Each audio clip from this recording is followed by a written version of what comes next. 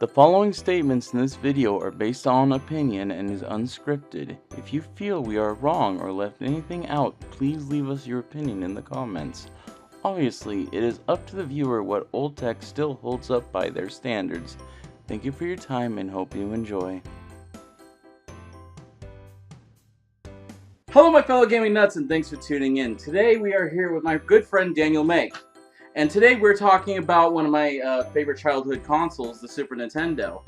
Now, the reason why we're talking about, I forgot to mention that this is an old tech talk episode. The reason why we're doing this episode because we still feel that the Super Nintendo holds up even on like a 50-inch television. As you will clearly see, the quality of the Super Nintendo still holds up even on a yellow, red, and white plug-in.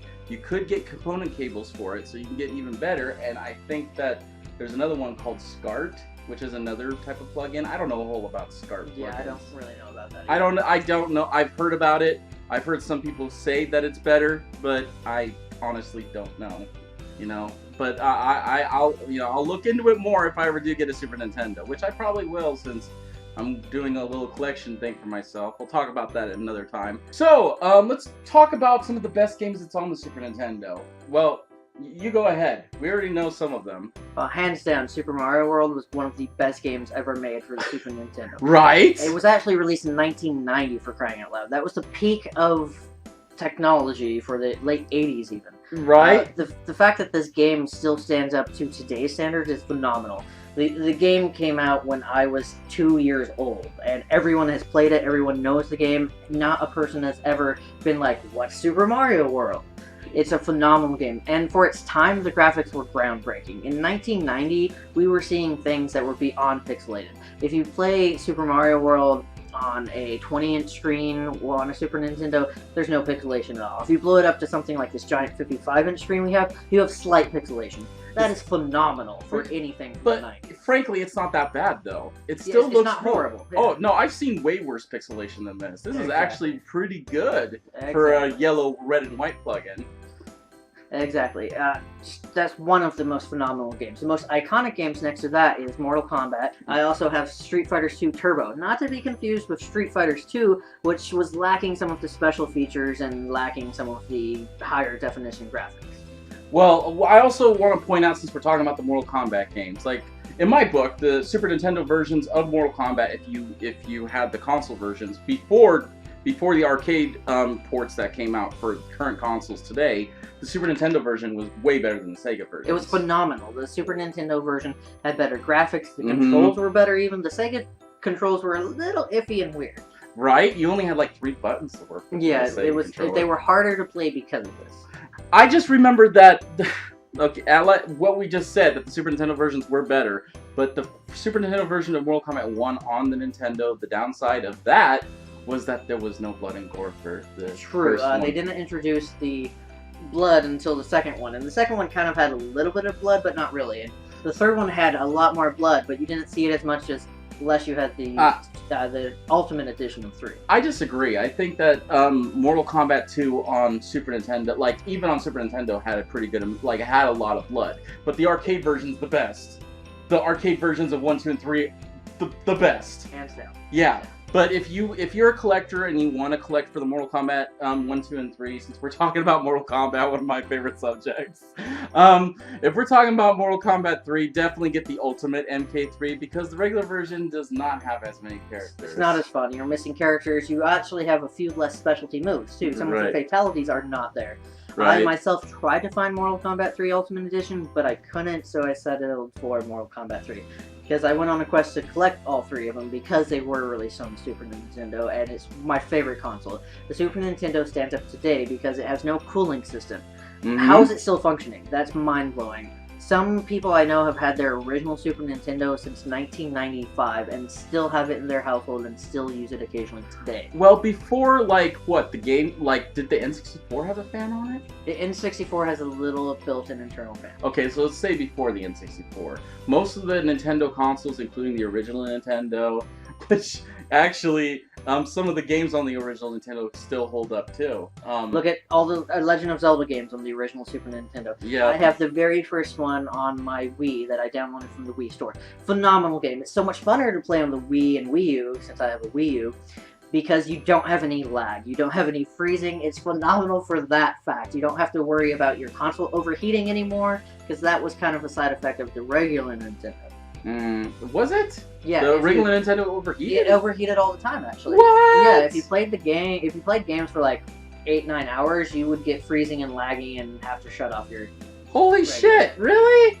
Yeah, my dad constantly hated that. Like, he'd just sit there on his day off and play Legend of Zelda until his thumbs hurt. Damn. Wow.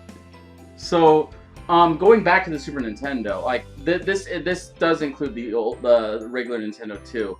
We've been talking about how the Nintendos had, like, they yellowed with time. Yes. Like, the casing yellowed That with was time. due to faulty plastic. Yeah, I heard about that. It was a big thing during the 80s and 90s, was really bad plastic. Well, that tended to happen, though. Everything I've read about that stated that a lot of people originally left their Super Nintendos and regular Nintendos in front of windows, in front of sunlight. So that happened from sunlight exposure. What? Yeah, because, back then, just huge vanity windows were, like, in the main living rooms of most buildings. Well, I thought it just yellowed with time, period. It's a bit of both. It's the sunlight and the fact that now the plastic is going on almost 30 years old. Is it like the chemical in the plastic? I think it has something to do with whatever Nintendo manufactured the plastic. There are ways to fix the yellowing of the plastic, but that's something you can, research on your own. Yeah? Well, yeah, there is YouTube tutorials. Thank you for bringing that up. Thank you. I nearly forgot. There are YouTube tutorials on how to actually undo the yellowing process of the plastic and even make it live longer. Some of my friends' methods are a little different from those videos.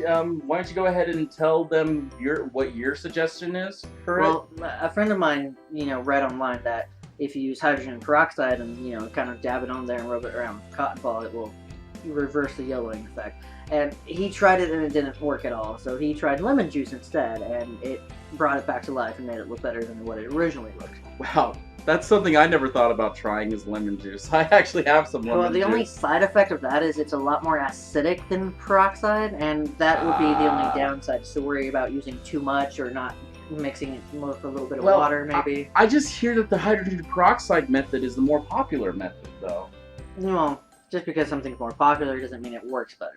Now that we're talking about the Super Nintendo, I want to briefly talk about the Nintendo that almost happened. The Nintendo that was between the Super and the N64 was when Sony and Nintendo partnered up. Someone found it recently and they're putting it in a museum or something like that. Google it. Were they going to call it the PlayStation before Sony called it PlayStation? I think that was going to be its original name, but once again, we're not too sure on that. And we're not too sure. I'll probably post an image and a few facts about it on this video. In the end, the deal kind of fell through and it wasn't birthed at all, which we would have personally loved to see Sony and Nintendo joined together. That probably would have been a titan that we would have heard about today and probably still be playing. Right, but then again, if that happened, Sony and Nintendo wouldn't be where they're at today. True, we probably wouldn't see either one of them. They probably would have merged into some evil corporation and we would have gotten crappier games. But that's a 50-50 gamble. It would have fell one way or another. It could have been a powerhouse, it could have been super awesome, or it could have been really shitty, and fucking the Sega Dreamcast would have lived on. Sega would have kept going, probably. Side note, Nintendo has kind of made a few wrong decisions here and there, but the Super Nintendo was not one of them. It was the best decision they ever made. It was the best hardware that they've made to date, if you ask me. But if you are a collector, and this is what we've been trying to say throughout the whole video, if you are a collector and you're worried that it might not hold up on an HD television, rest assured it does. It does. Another thing I want to bring up during this video, want to talk about the in Japan, the Nintendo is actually not called the Nintendo. This is really weird. The company Nintendo called their console something else in Japan before it came to America. In Japan, the original Nintendo was called the Famicom. The design of the Famicom just it looks better. It's so much cooler. It looks way so much better. It looks so much more futuristic. Yeah, and I saw Angry Video Game Nerd play there's plugins for the Famicom. There's a floppy disk one. Yeah. It's super weird. It's a weird, complicated. But it looks so much better. The cartridges for the Famicom were way better than what we got in America. Yeah, well, whenever I go on eBay to try to hunt down Super Mario World or Donkey Kong Country, they always pop up with the Japanese cartridge, and the Japanese cartridge will not fit in ours. But they look more like a Nintendo 64 cartridge. They're so weird. They're smoother. They're rounder. Yeah. They look like the next gen when we look like we have the prototype. Right. Exactly. And if you crack them open, the chips look, from what I've seen, they look identical. The circuitry is a little bit different, but they look exactly the same. Exactly. That's what I'm trying to say. It looks like they spend a little more time carefully soldering it better. Then what? I'm just wondering why they did that when they brought it to America. Well, it could have been a money factor. It could have been, so many yens converted to American currency was just so much that they had to cut down here and there. So you're saying when it came to America, they had to make a cheaper model instead of selling the exact same model? They probably had to, yeah. They probably... and I know that America's Nintendo branch was pretty much left on its own. Like, Japan really didn't go, here's what you have to do. I just now remembered this about the old Nintendo, and this seems a little awkward talking about this in the middle of the film, but I want to bring it up. Do you remember when, before Nintendo was a gaming company, they actually had Nintendo collect, cards? They were a card company. They originally were a base card company and then became a trading card company. So it's completely weird and mind-boggling that they went from cards to a gaming console. Well, thank God they did, because... Thank God. History was born. Whatever CEO went, hey guys, we need to put down these trading cards and move into the future with this gaming console idea. Phenomenal. That CEO deserves to get, I don't know, more money than he ever made, and I hope to God his tombstone says, here lies the coolest fucker ever.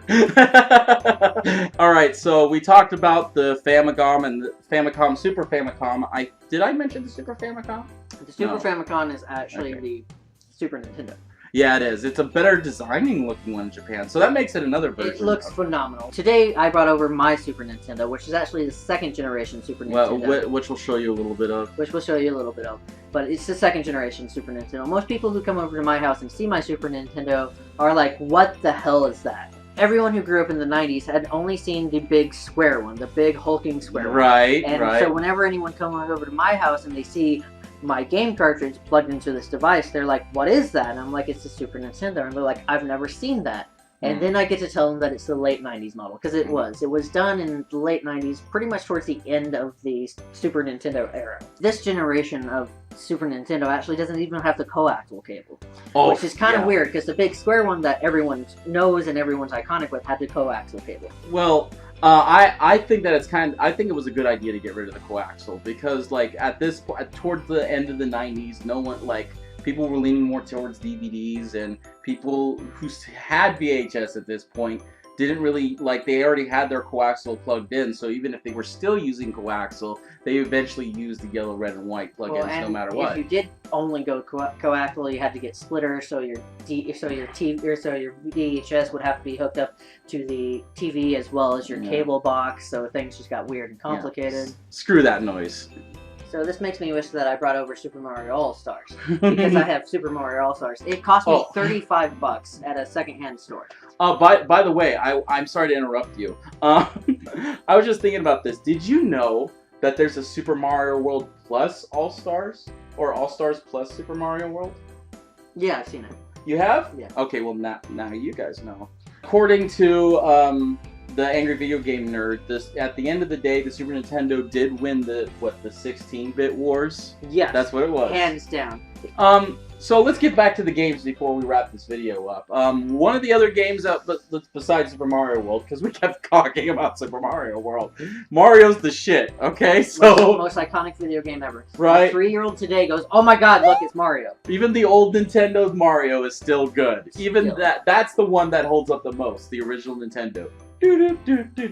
Okay, so back to the games at hand. Let's talk about some of the games real fast. These aren't reviews. These are just, just talking about some of our favorite games from Super Nintendo.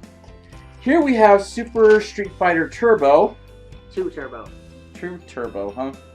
Oh, alright, let's see. Yep. Yeah, I actually found images of the first Street Fighter's game, and yeah. It was sad. It was sad. Oh, Angry Video Game Nerd touched upon it. He actually found out that it actually was a PC game in Japan. Yeah, it was sad.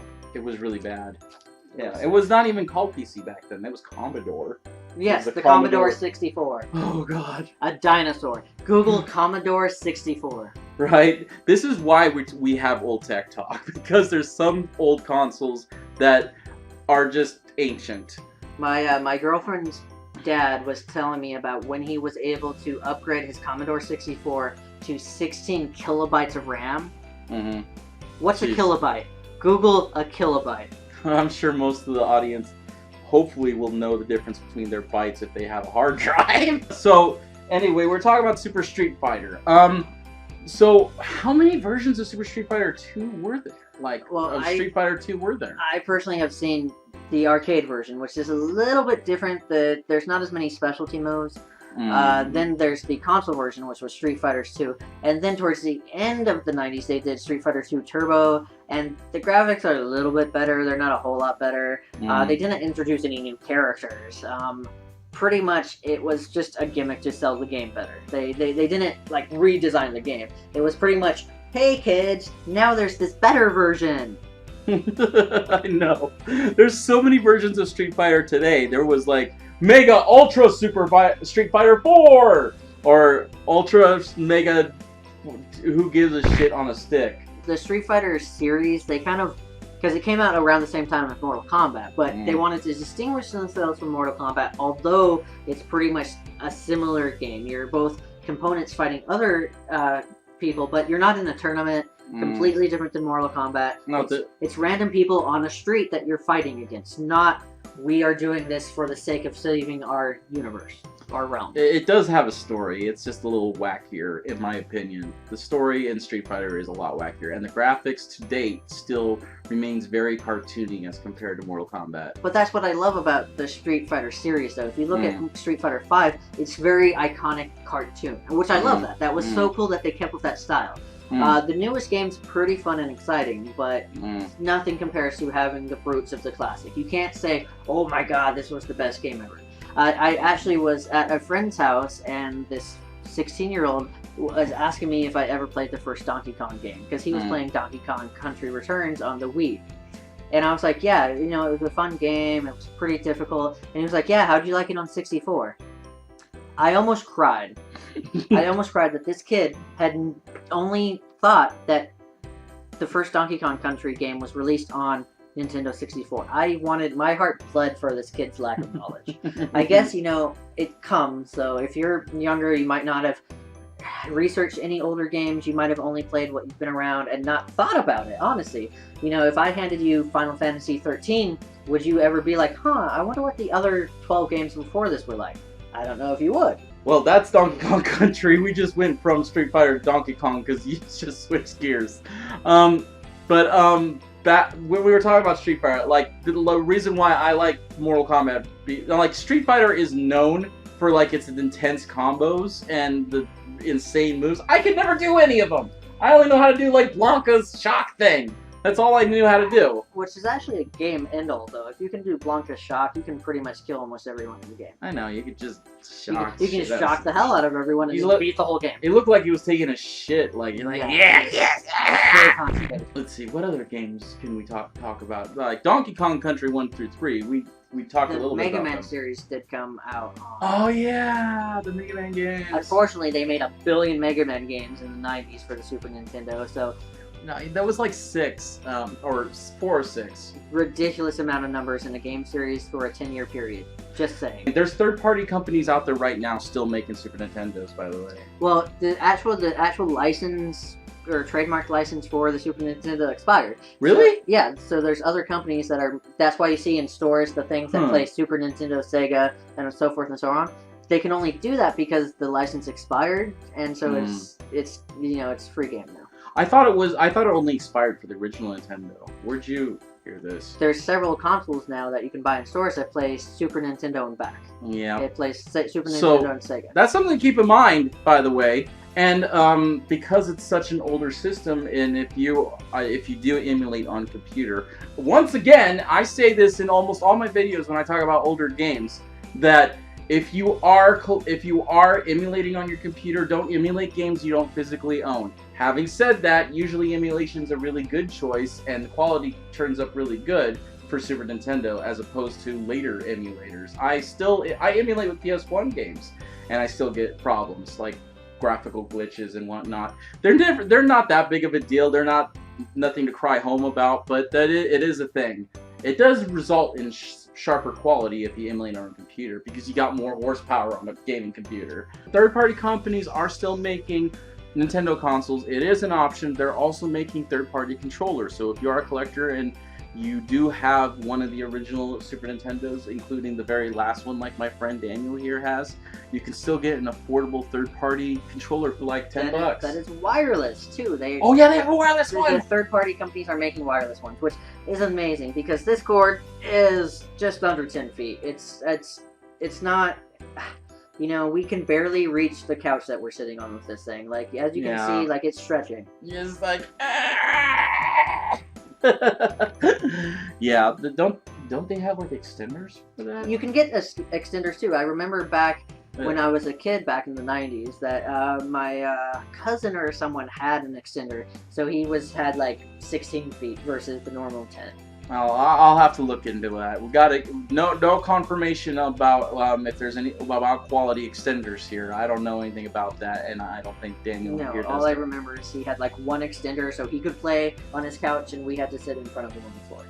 Well, I think this was a successful Old Tech Talk. I'm glad that you came with me, Daniel. Thank you for joining me today, and I look forward to doing more with you in the future. You too. Anyway, I'm glad that we did this. I'm glad that you guys watched this video. If you guys like this video, please leave a like. If you guys want to see more, please subscribe. If you guys have any suggestions or something we left out during this Old Tech Talk, please leave a comment below. Well, anyway, I'm the MK Nut. This is Daniel May. He doesn't have a Twitter or YouTube or anything yet. We'll see. Anyway, I'm MK Nut. You guys take care.